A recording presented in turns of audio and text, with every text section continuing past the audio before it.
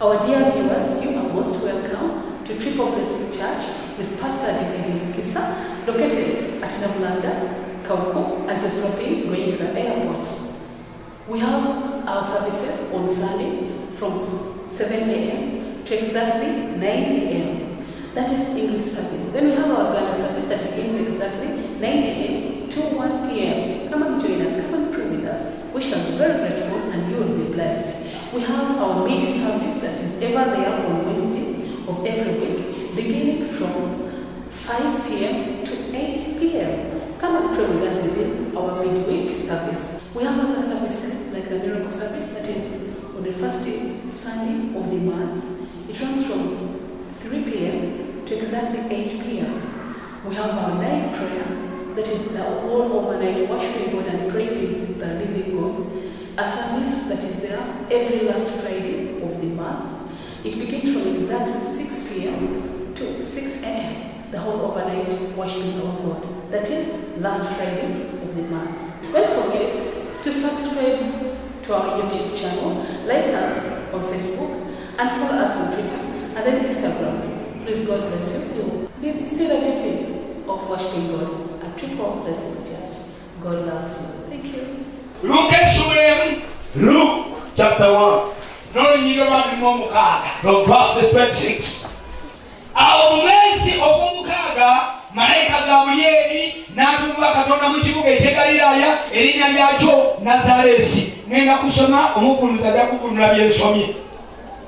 Eby'omwala tamanyi musajja yaleogeza omusajja erinnya lye Yusufu ow'omu nnyumba ya Dawudi n'erinnya ly'omuwala ye Mariyamu.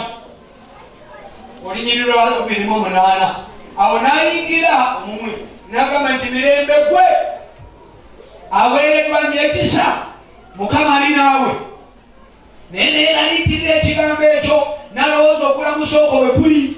Awo malayika n'amugamba nti otya Mariyamu, kubanga olabye ekisa eri Katonda, era laba oliba olubuto, olizaala omwana wabulenzi, olimutuuma erinnya lye Yesu. 32. Oyo aliba mukulu, mwana w'oyo ali waggulu ennyo.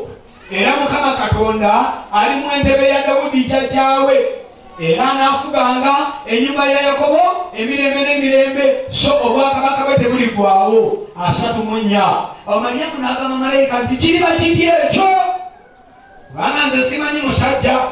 35. Ne malayika n'addamu n'amugamba nti Omwoyo Omutukuvu ali kujjira, n'amaanyi g'oyo ali waggulu ennyo gali kusiikiriza. Ekyo ekirizaalibwa kyekiriba kiyitibwa ekitukuvu, omwana wa Katonda. Olunyiriro lwa 36. Laba Elizabeth muganda wo, era ye ali lubuto lwa mwana wa bulenzi mukadde bwe, guno gwe mwezi gwe ogw'omukaaga eyayitibwanga omugumba, kubanga tewali kigambo ekiva eri Katonda ekiribula amaanyi.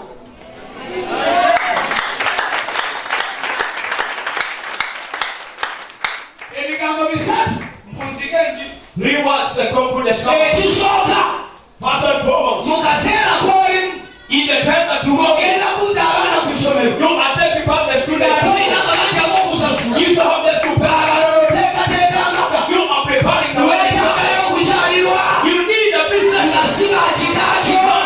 Naye nga Katonda yakutumira malayika. Ate togenda kubeera mu weekend. That is what you say.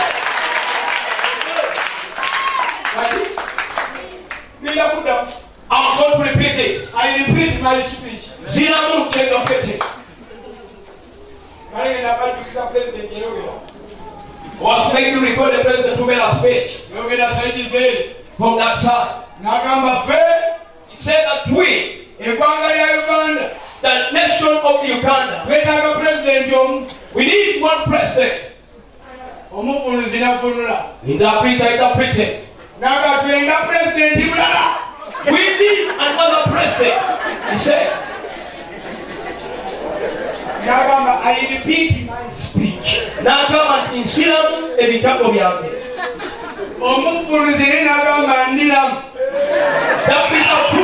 repeat. I repeat too.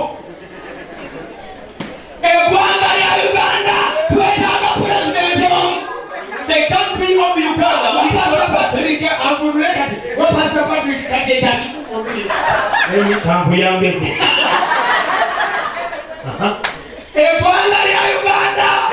ya Uganda. Twetaaga pulezidenti omu. Tulikwenda pulezidenti mulala.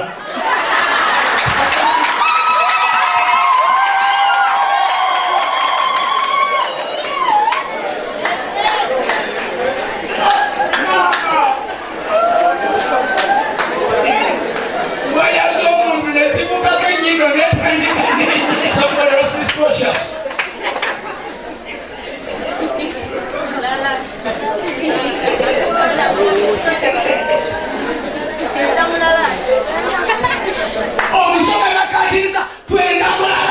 We need another president.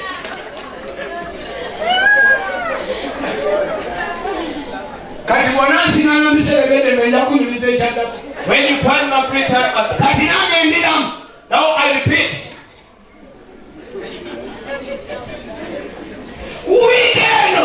This week, of taking back to their school. Every member of Triple Blessings Who remember you know what people blessing. agenda kufuna okukyalibwa You are to receive a business. ng'abantu si be bakyala Not from human beings. naye bamalayika be bagenda okukyala But the angel of God to feast you. nga basekolako ebyo ebibadde byakulemerera Now we come upon the Lord to aid you. mpangama Let me pick the one.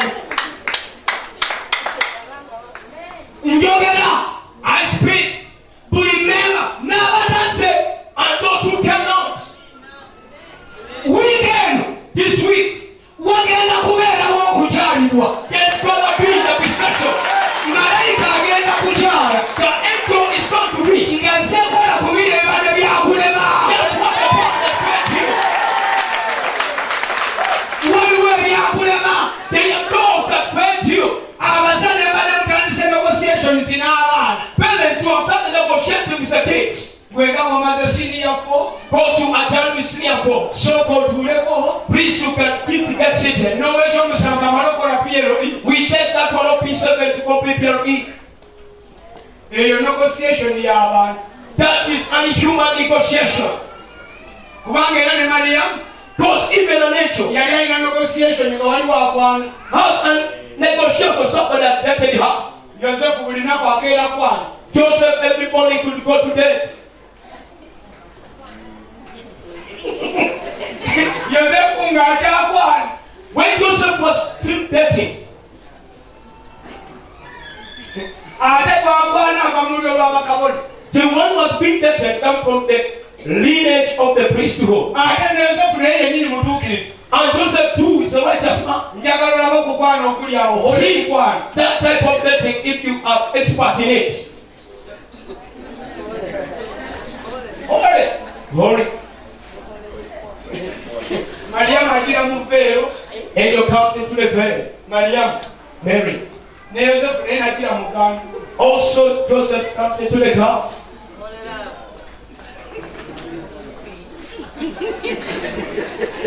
teri kusemberera sisita n'akabonero okakubira wala No going to to the sister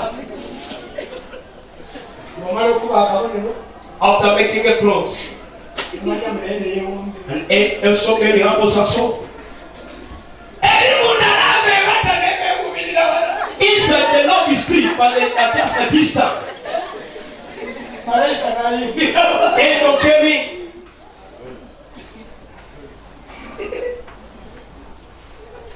bw'osoma sitole enyuma When you read the story, it's interesting. yusufu bwe yamanya nti mariyamu ali lubuto When Joseph came to know that Mary is pregnant, n'atandika okwesalira emisango started to condemn him so. ndabika saamwagala bulungi Maybe I loved her not well. kyekyamuviiriddeko okufuna omulala The reason why she went in with another person. yusufu n'agenda munda n'abirowooza Joseph went in and meditated about them. omuntu yekka gwe baali badisappointinzeko yasobola okutegeera yusufu kyeka Every person that ever been disappointed, it's you to know what the man was going through. ate soogera kuba neyakwana ne bakugoba I don't talk about this. We are tempted and we are just away or they yogera start ku you. muntu eyakwana ne bakukkiriza ng'okyali mu process ne bamukubbako I'm talking about somebody that they accepted, still into the process, it was snatched away from you. yasobola okutegeera obulumi bwa yusufu That is the person who knows the pain that Joseph was going through. yusufu bwe yamala buli obutuukirivu kye bukola Listen to what the holiness does. N'agamba Mariyamu ng'abanga asinze okweyononesa. Say, if Mary has decided to defile her soul, Sigenda muswaza. I will not ashame her. Kansirike kubanga yabajja kubuuza ye. Let me give back because they will ask her. Y'anaamanya bw'anaabiddamu. She will be the one how to answer. Muwulirize abalokole problem eri mu Uganda. Listen carefully upon against the problem that is in Uganda. Singa yali mulenzi wa nnaku zino. He was a man of this generation. Bandikusanze ku gataliiko nfuufu. You don't fall into the newspapers of that time comfort.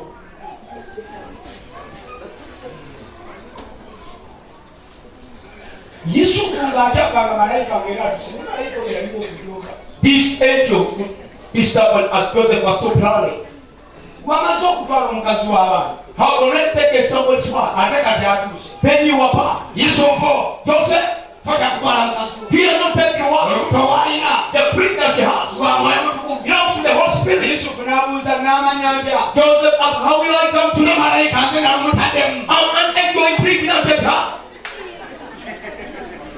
Malayika yali yetaaga kukwata ttaali. Maybe an angel wanted to be attacked.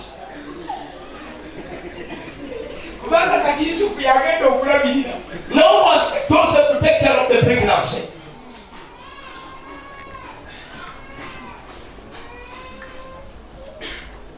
Naye waliwo okulabirira okulira okukuteeka mu mudaala. There is a good taking care of and you appoint into the grave. Era wiikendi owulira ekigenda okubeerako. This week, listen what is going to happen at your life. Naawe ogenda kulabirira. You are going to have them take care of. Naye ng'olabirira ng'ate waliwo obugabirizi. God has still provision for you. Olulimi olw'okulabira tegenda kubeera lwa kutuuyana. Your task of taking care of not to sweat. Gubeera lwa kusasula busasuzi. No, you are supposed to get a reward for it. Maama badde obanja mmeka. You ask Mama, how much are you demanding? N'okwata mugandu. You go into your pocket. N'obuuza obwena ate bwezizo zibadde zisigaddemu. Another person, how much balance do you have? Okulabirira kunyuma. That is a good taking care of. Ekyo tekigenda okubeerako wiiki. Wabeera waliwo omukono gw'ogamba nti ali Yesu. Yogera okusingako abo. Okulabirira ku mbeeko. Nange embeeko bendabirira. Naye ng'obugabirizi we buli. Mu linnya lya Yesu. Okikiriza ekyo. Okigenda kubaako. Osasula busasuzi. Soma Yusufu olabe ebimunyumira. Read about Joseph and see the interesting message. Aba yeebasenga malayika atuuse. As was asking the angel comes in. Kati wano vaawo. Now you leave this place. Mugende sayidi eno. Go somewhere. Aba yakebakawo. By the time he sleeps, Ng'amagezigezi bazze. the wise men came in. Sente zizino. The man is here. Obubani bw'obugabu bubwo. The spices are here. Nga baakavaawo. As they have left, Malayika an ng'akomyewo. angel came back. Kati sooka ove wano. Now leave this place. Genda e Misiri. Go to Egypt. Sente abagezigezi tebaleese. The wise men, the man of God. Osasula hotel. You pay the hotel. Yabiriramu omwana Thank you, waffe. Lord, our son. Okulabirira ng'okunyuma. That Kenya's super interesting. Waliwo okulabirira okunyuma. There is an interesting carry. Waliwo okulabirira okunyuma. There is an interesting carry. Ya Mukama waffe Yesu. In the mighty name of Jesus. Haleluya. Hallelujah. Waliwo okulabirira okunyuma. There's an interesting thing. Nga buli kintu weekiri. Everything is available. Balemera kwogera ekigambo ekizibu. Want to speak a hard word? Waliwo ennyumba etabeerekamu ng'oli meyidi. There's an house you cannot stay when you are married. Ekisooka emmere tewali. First and foremost, no food. Bakulekawo. You are left. Ne bakulekera ebikoyini ku kameeza. They leave you with scones on the table. Ate oteeka okufumba obulungi. You are supposed to have a good heart. Ate ekisinga okuluma. What pains? Omwami sente aleka nnyingi. Husband leaves much money at home. Maama takuba njawulo alina ky'anoonya. Mother supports that money. N'olyoka ofumba ebintu nga tebitegerekeka. You cook things that are not recognized. Ate maama n'akuvumira mu maaso ga dadi ng'akomyewo. Mother comes back, rebukes you before the husband. Ye kino kyakulirawo ekyera Laka. Why did she grow up from Laka? Ekitamanyi kufumba. Kati ono supu ki. Nenga mazima gali nti. The soup isn't good. Sente ze bakulekete ne bayandibadde ye mama. Because the amount that you see, Teyandifumbye supu amagezi. wasn't enough to make a good dish. Will she make a good passion from? Bring the juice and see. What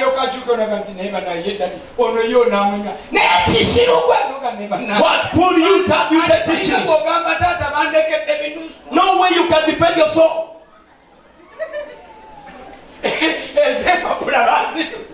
The notes were taken. Don't want to recall what passed. How the woman I stayed with at Kawempe. Still a young boy, roasting chicken. I don't want to recall that. Make a difference in money.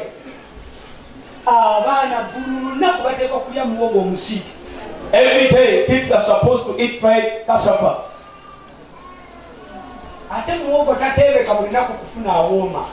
You cannot get it every day. That's cassava that is sweet. There's someone which is bitter. No way will you explain to the father that cassava is bitter. I'm the one who suffered most. I was made. Boyfriend, just roasting chicken. I came back at home. Husband knows not. After roasting chicken, we reach at home at 2 a.m. Goes back for sleep.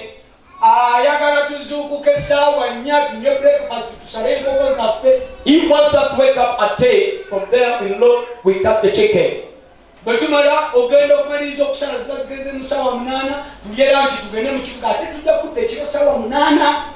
the war approaches 2, then we go to the city, we come back there.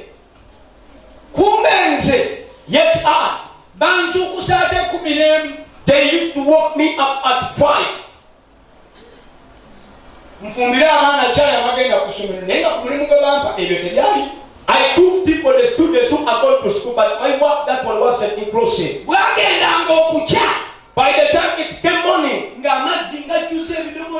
filled the jerrycan and the drums with water. Husband also. I kept the sip of 1 week. I started to toss at work.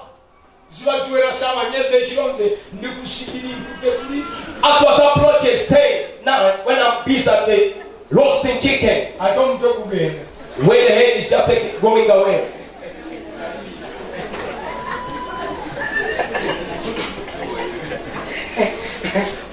I don't want to and brand toast takes you as watching or guessing. You are dreaming or speaking to customer.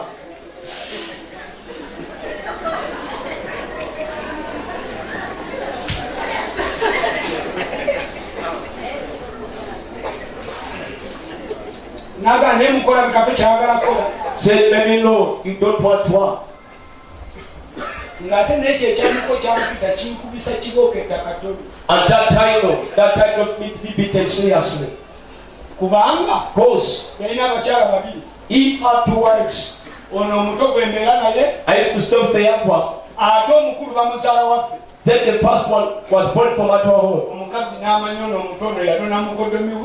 The one knew that this one came for his in-law to come and get employed from here.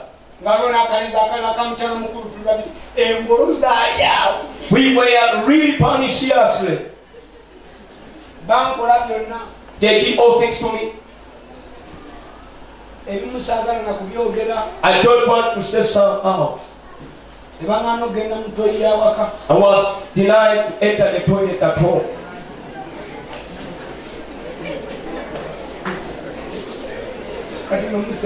Now you are laughing. Nensaba neighbor mwoyo mulungi.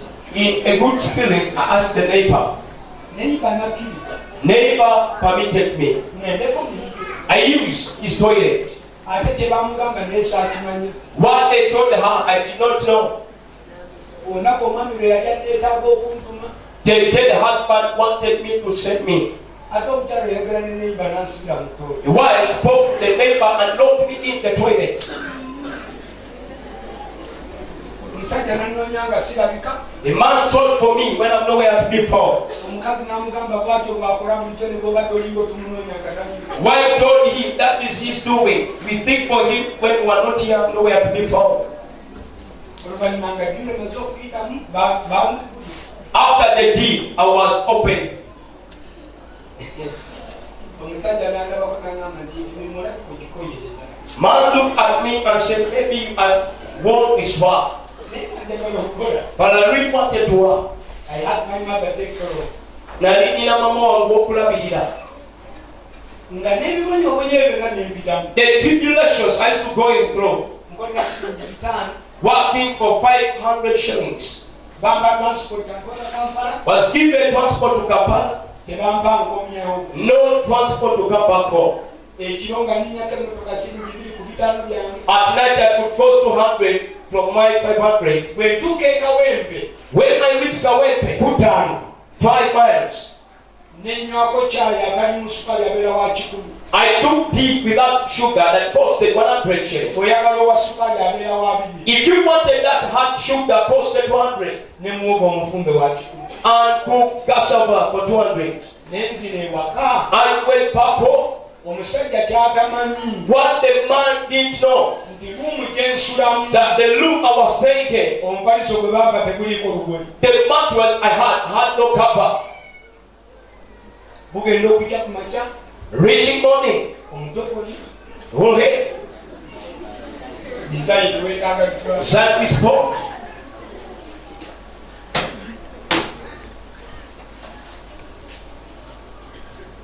Waliwo w'otuuka. There is a point that you reach. N'onoonya ensonga ey'okubeera omulamu. You look for a reason to live. Neekubula. Then find it. N'onoonya n'ekikutta. You look for something to Ate get nakyo ne kikubula. and you also pay to get it.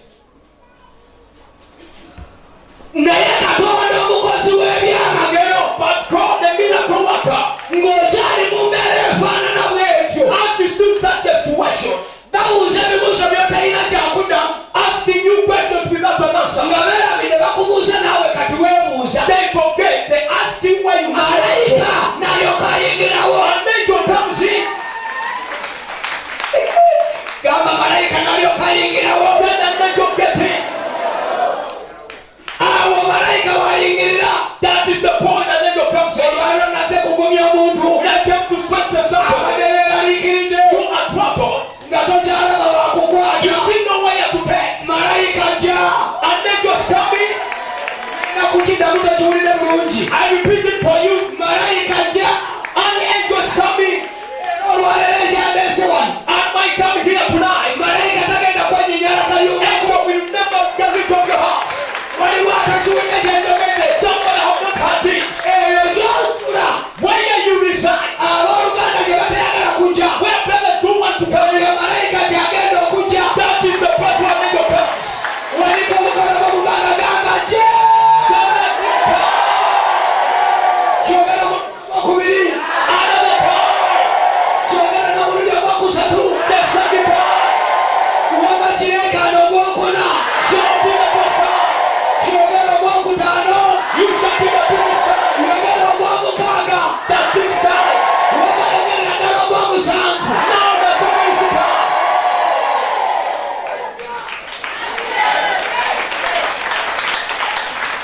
Kuba engalo kati zivuge. Now clap.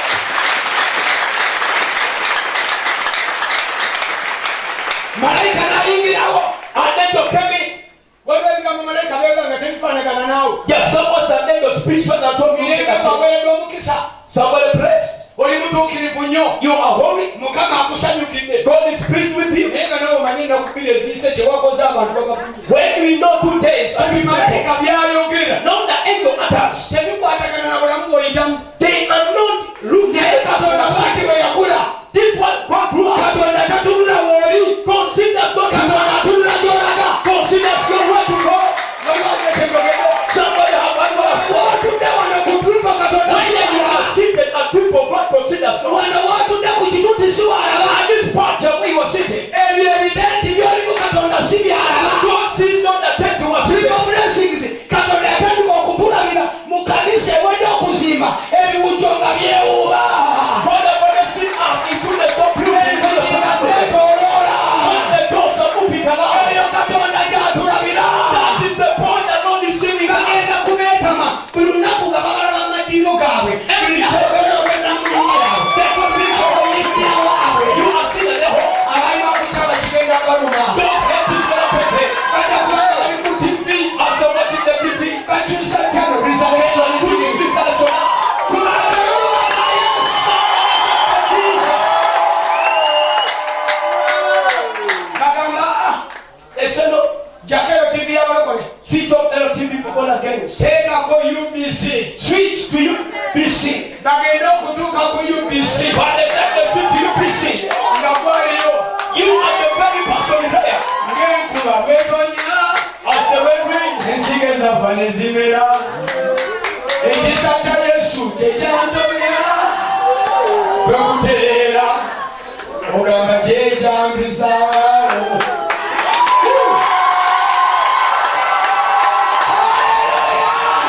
hallelujah.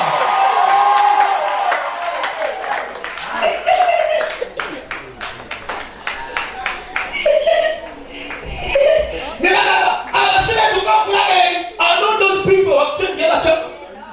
Kyagenda. Switch off. Ffe munnyo. We are the salt.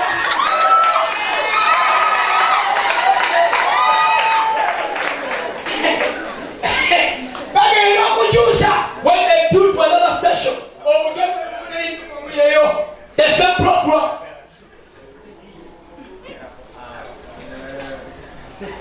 Kowoola erinnya lye Yesu. Yesu wange nga ngukowoola.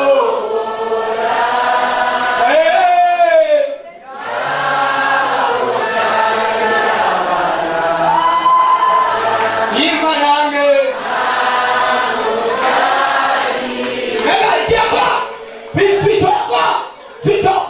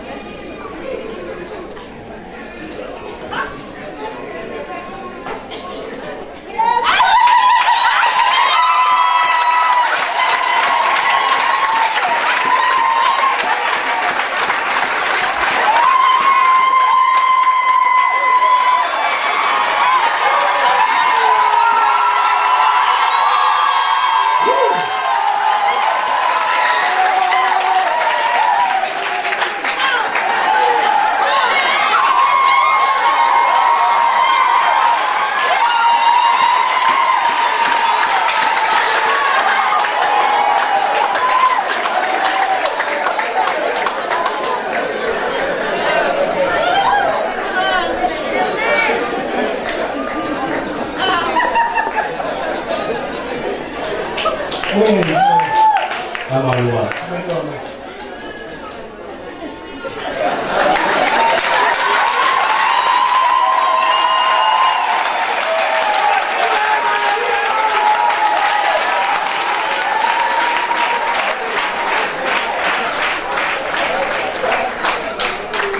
Malaika moja waleta fizi. That's our little bit. Malaika ne basiba agenda alonda.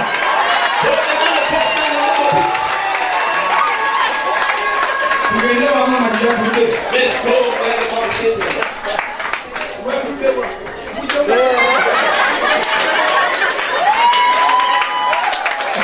Mama yakutte mu position. Malaika amulonya ate mama yakuddeyo. Every look at the Lord, out of the position. is another sound. Katonda w'amaanyi. End of his speech. What will keep post up our things?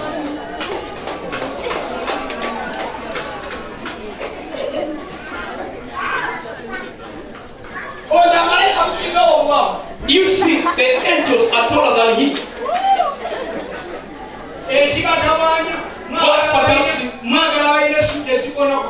You want the angels with strong suits. You want those with big stomachs. The man preaches, the problem is short. Are you for the signs or you came for the message?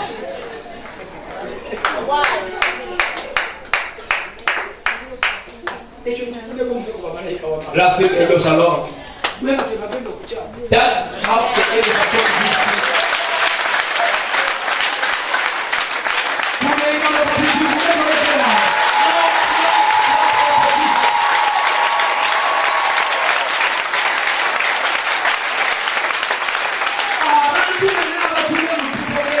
All people seated under people blessing. You are still missing one thing.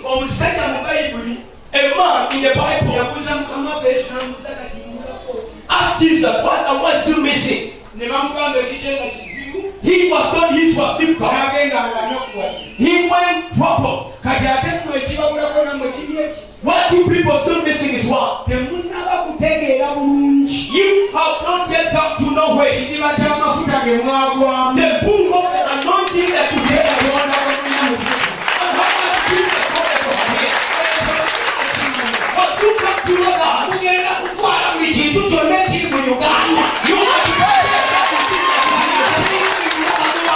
and everything that happened was flowing from the people. You just brought the devil to that. Only look and say you are the my better. Once you come to know that, what is called poverty is not our portion. Single cover prophet. Tell your neighbor. You see how you're so poor. You speak to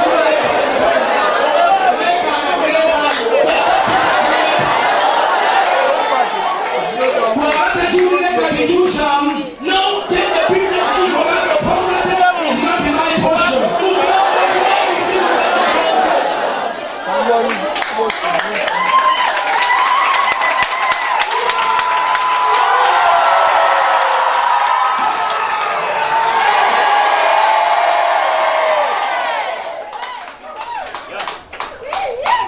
otakimanyi obwavu bukuluma ng'okolera mu banka. Once you get to know that you are going to suffer from poverty, what do you want in the bank?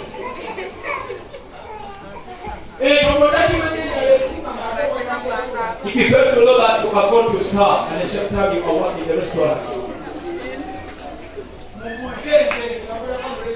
ask me who worked in the restaurant. I'm a poor waiter.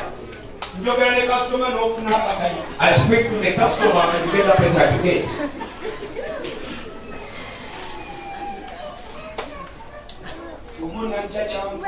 One day I came out to my horses when I'm very hungry and I started getting tired. I've suffered at a pitch. I thought somebody who was in the kitchen holding my plate, poured rice here. I told him. He said, "You be the one to be plate." I told him, "Don't mind." Put on bananas. Also made for God. Here put on carrots. Also put B aside. Put that the other side. I filled the plate like that of the customer. And look for the seat for the customers in front. The finances are eating. Our dish is different. Nendula wano sagala kwekweka. I sat in front, I never wanted to hurt myself. Nenkwata ejjiko ne fork n'akantu. I took a spoon, the fork and the knife. Bali ababiliisa bamanyi okujja n'obwana obuto obunsinga. Those who use them to eat the tongues the kids. I'm even mature. Kwata fork onnira ku peesi yange. I got the pork eating at my own pace. Bosi najja. Boss came in. Manager yasooka. Was the manager passed? Ng'akyabuza ekyabadde bosi ayinga. As was still asking what happened, the boss came into. Manager nsuubira okudduka wa. Manager thought I run away, ran on. Omuko wabeera muzibu. Somebody who is star is not a simple person. Manager yise namusupervise aba restaurant. Manager was the supervisor of the restaurant. Ne bosi ajingidde. Boss came in the meeting. Buli omu n'ayogera kyayagala omwana yeetaaga kuba. Maybe that boy wanted pizza. The boss listened to everybody. N'agamba no. Say, later. Call me that boy. Mumpitira omulenzi oyo. N'antwala mu ofiisi ye kati tuli aba. Took me into his office all we were two. Ne mugamba boss. I told him that boss. I'm sorry for what has happened. So you are kweche kibaddewo. Naye gava mu kulya. But it's things not from eating. Nabuulira ekyabaawo. I tell you what happened. Boss. Boss Yali ava 40. was coming from Port. N'akola order. Ordered At 11 a.m. ku ssaawa 5 ez'okumakya. buli waiter ne waitress amaze okulya lunch. Every waiter and waitress are supposed to have to eat a lunch. N'agamba tujja kuswala. He said, shall we be ashamed? Ng'abaana beegomba emmere ng'ate bagisaavinga. When the workers admire food and the same time the one something N'agamba down. nvuga emmotoka n'eva 40 nga mu bbuutu temuli kintu. I drive from Port when having nothing. Ng'ate amatooke ngalese eri n'enkoko eŋŋanda. I leave chicken, banana there. Every weekend. But weekend, N'atandika okupaakinga mu bbuutu. he started to pack up his boat. Endya n'ekyuka. The diet changed. Kyali kyetaagisaamu malayika omuyeka. It wanted only one angel. Malayika omuyeka. Only one angel needed in it. Up to now. Paka olwaleero, Boss, my best friend, apita mutabani we. bosi mukwano gwange yo ikozesa Now, paka kati. manager namusiŋŋaanye n'omusiŋŋaana mu kibuga. I met a manager in the city. N'agamba pastor okyaliyo convergence. Pastor is still alive. I said yes. Malayika.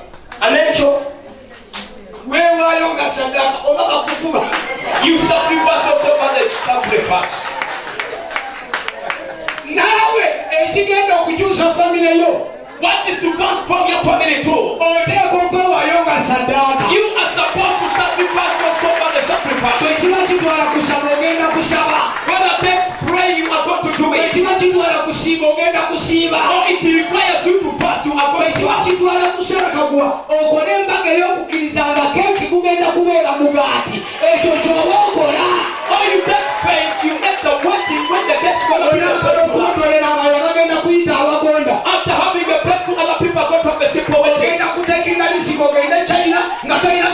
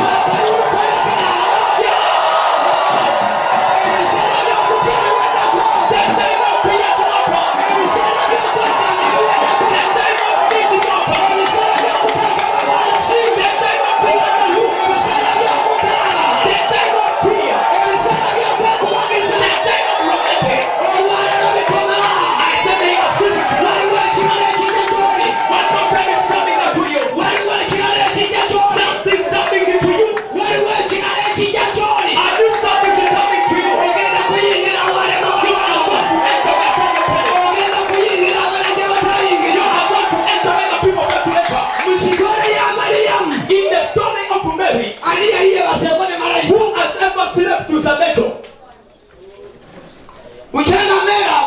Ever since Mary left, who has ever slept with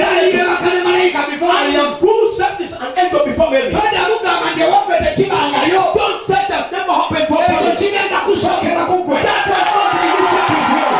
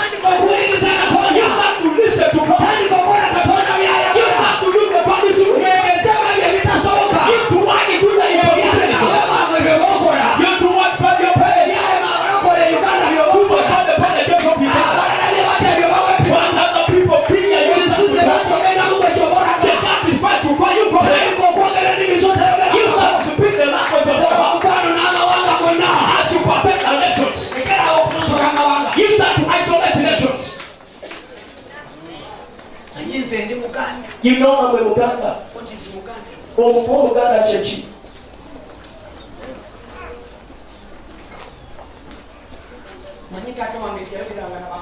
No, my father never spoke to the commoners. Because he died, who spoke not to the commoners. That generation you are in. God wants to start with you. To connect with the nation, how we speak to them in a prayer.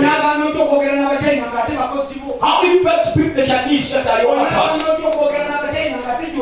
How we not speak the Chinese and you go there for business. How won't you speak to the Japanese and you have to get a customer? What has born you and the nations?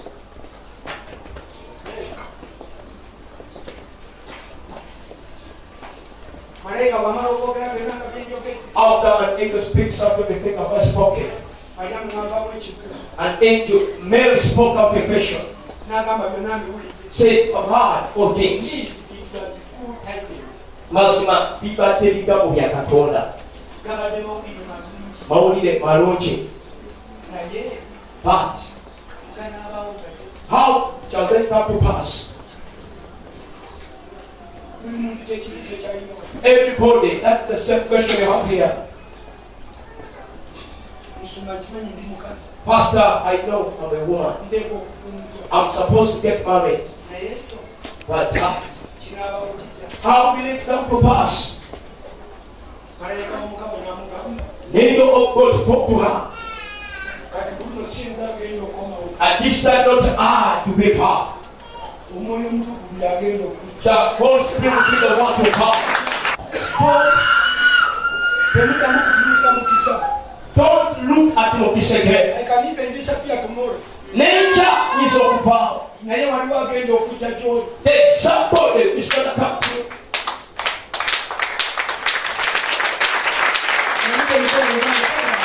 Raise up your hands, don't kill up.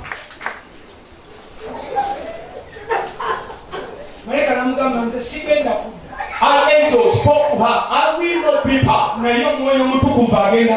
But the Holy Spirit will come to you. He will come with the power of the Almighty Person.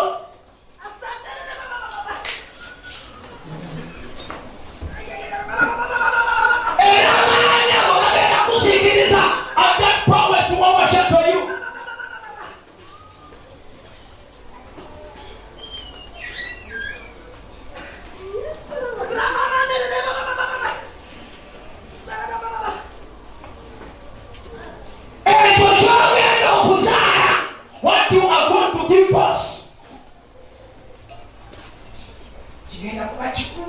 It's going to be great.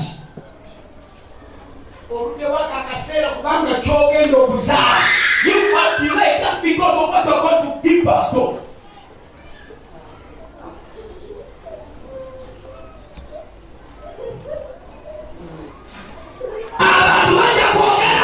People will talk. That God did it.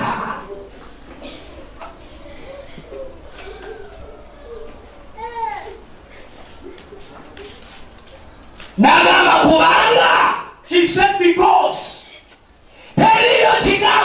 know what? Ekiva Eri Katonda proceeds from God. Ekiribula Amaanyi. We lose that power. Waliwo abakazi musanvu, mpulira abakazi musanvu. I've met so many women. Abawanise emikono gyabwe. Have lifted up their hands. Babadde balina amaziga ku mutima with a lot of questions. You have been mysterious. People so much to be much. People look at you, they are playing.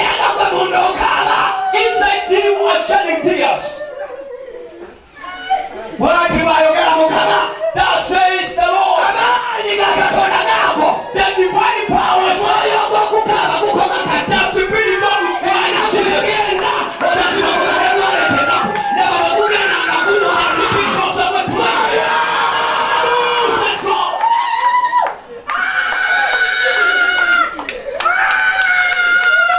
I say the seven women.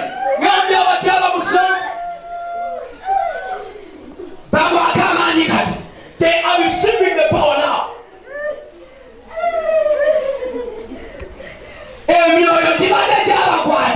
The spirit spoke to you.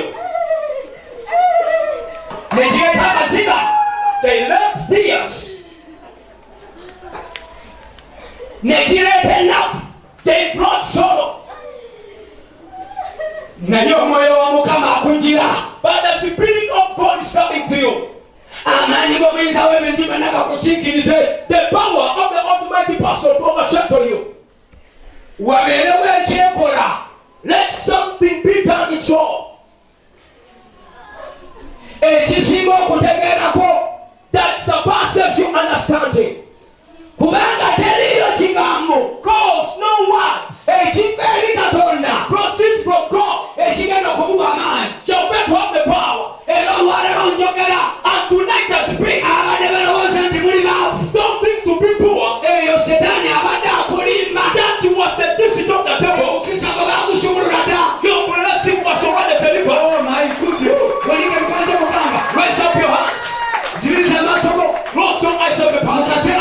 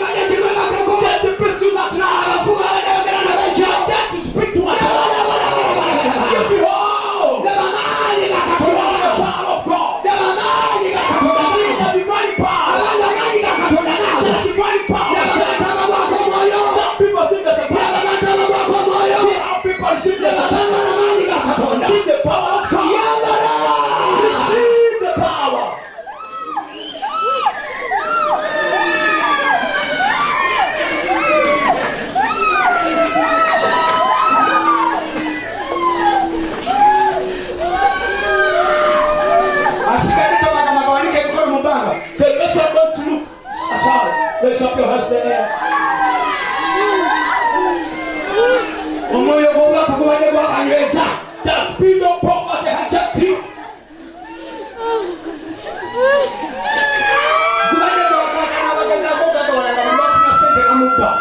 All those who try to get rich, once you get money, they steal you. That is the spirit of poverty. You dream when you go back to village. You are dreaming in the different old toilets. You dream of speaking the ladies of the door. You are dreaming of seeing your own parents or person. Everybody separated from you and die. He's not supposed to speak to anymore.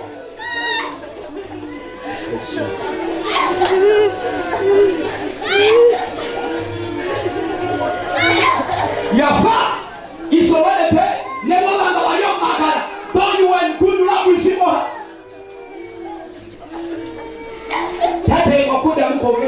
He is not supposed to speak to anymore. Our God is the God of the living but not the dead. And soon that those who are to die in your life. Some of them you love them so much. Because God will take you far away.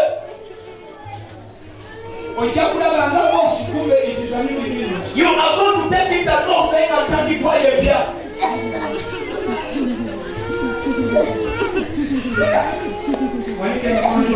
Raise up your hands in the air.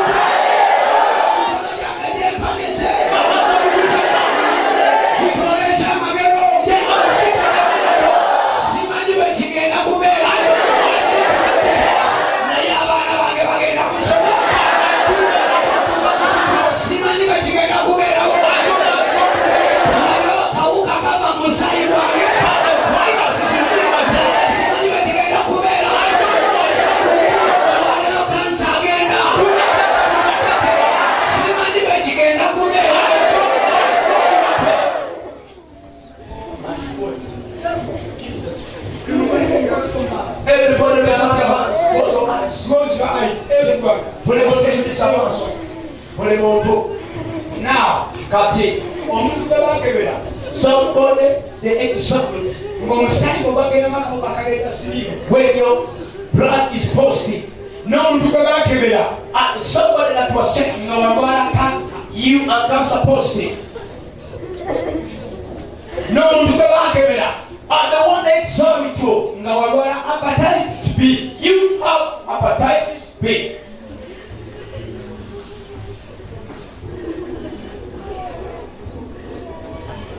Mukama, Lord, Murinya ya Yesu, in the name of Jesus, akuonyesha olwaleero.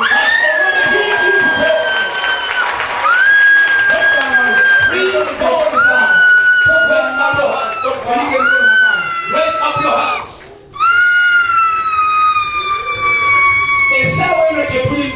At this time we are in. Somebody you were tested having such a type of sickness. So you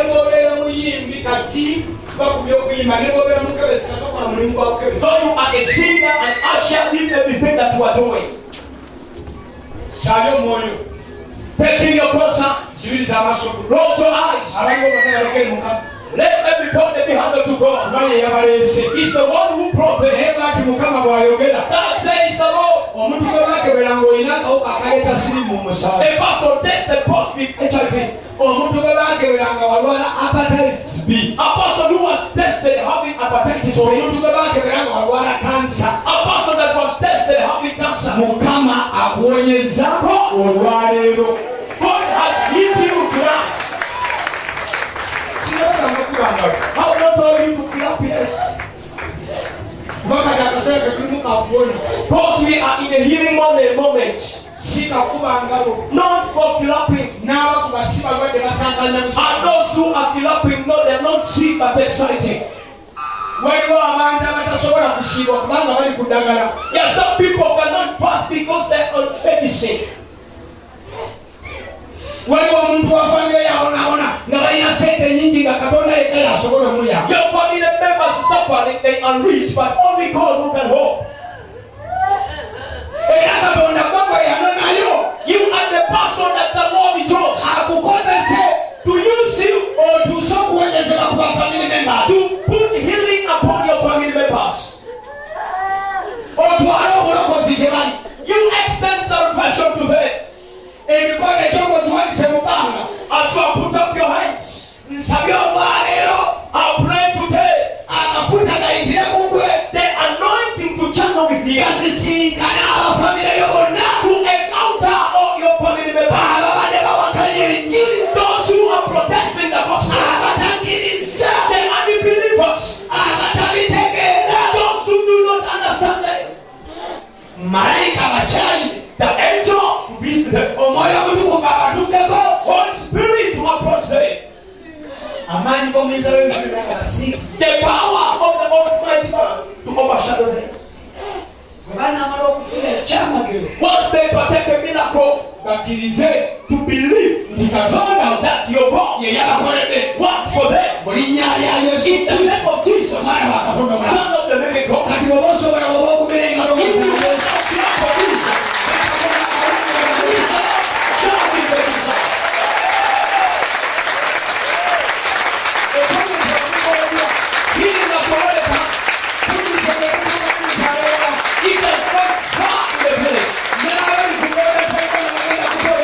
I know that the Lord has told you there to receive the miracle. Because of you, do you know who came this place?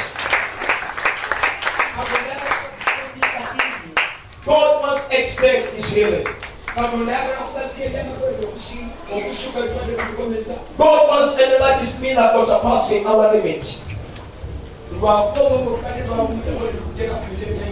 Because the faith was away from him to employ things. Ate omulabe yabadde akikola. That was the devil's plan. Akubuza esente ez'okulya. Make you fail to get money to eat. Katonda omukuŋŋaanya omuteeke mu mmere. Please collect your good part in expression. God is bigger than Katonda munene nnyo. everything that you can think about and imagine. Okusinga ebyo byonna by'olowoozaako oba ne byosobola okukomeekirizaako.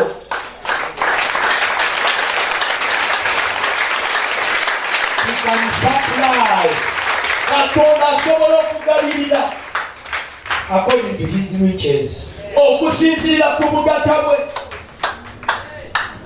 which is in the Christ Jesus. obuli mu Yesu Kristo. Family yo tennamulema. Your family is not the failure to him too. Ekizibu kyo si kye kisinga obunene. Your problem is not the biggest.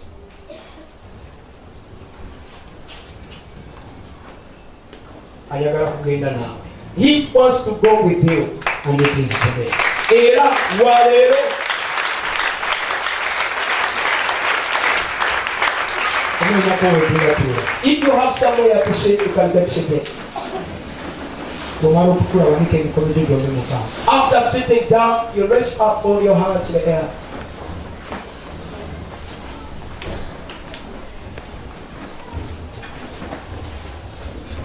Wanika emikono gyo gyombi mu bbanga. Properly raise up your hands in the air.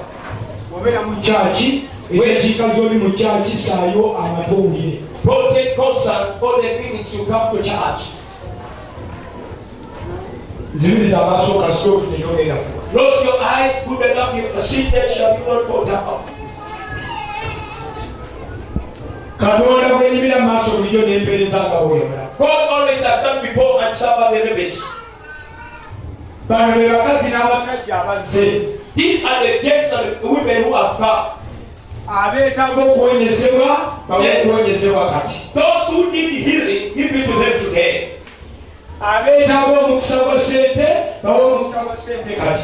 Those who want financial blessing, you do it for them tonight. Abeetaaga okugula amataka bawo omukisa gw'amata g'olwaleero. Those who want to buy lands, give them the blessing of buying lands today. Abeetaaga okuzimba bawo omukisa gw'amayumba olwaleero. Those who want to build houses, what them is the blessing of building houses today. Abeetaaga ebyamagero by'okugula emmotoka bawo ebyamagero eby'okugula emmotoka olwaleero. Those who want miracles to buy a car, Father, may you give them to them tonight. Abeetaaga omukisa ogw'omwoyo, give them that spiritual blessings in the name of Jesus. Those who want the spiritual blessing, Mukama kubawe omukisa ogw'omwoyo leero. Abeetaaga omukisa ogw'abaana, Mukama kubawe bazaale, abaana basome, bafune emirimu, ate bafumbirwe embaga zaabwe mu linnya lya Yesu. Those who want the blessing of the children, give them to them. They go to school, they get married, and do exploits in the name of Jesus. Abantu abateeka okufuna omukisa ogw'okuweereza bafukeeko amafuta nga totunudde famire ze bavaamu, obatandikireko nga tolowoozeza beemabega naye obatambuze nga bagenda mu maaso mu linnya lya Yesu. Those who want the blessing of ministering you, Father, may you grant them that anointing, considering not their background as they move on. Era njogedde olwaleero And have prayed today. omukisa gw'obawadde A blessing have you given today gubatambuze nga bagenda mu maaso, to make them move forward. abafamire batandike okugoberera. Family members to pursue them. Bano bw'oba ofuula abakulu mu famire, Make this one the leaders in the family. n'ababadde abato mu myaka babeere bakulu. And the young who is young to be old. Olunyaba bwe lugambye The Bible says, omwana ono alibeera mukulu, this child shall be great. era Katonda And what agenda kuwa entebe ya Dawudi jjajjaawe. is to give to him the throne of David is a father. Oyo agenda okulembera abantu ba Mukama ye Isirayiri. He will be the one to lead the people of God Israel. Kubanga God's teriyo kigambo know what ekiva eri Mukama comes from God. ekiribula amaanyi. Shall that power Njogedde amafuta ag'okuganja, I've spoken the anointing of favor. njogedde olujja olugule mu maaso go, I've spoken open doors before you. neebadde birabika ng'ebitasoboka, And those things to be impossible. leka bifuuke ebisoboka gy'oli, May they be possible to you. kubanga byonna biyinzika Because all are possible. eri oyo akkiriza. That one who believes. In the name of Jesus. Mulinya erya Yesu. Ekyo kikubeeko olwaleero. Let that come unto you today. Tugenda nga za Yesu. Lord Jesus.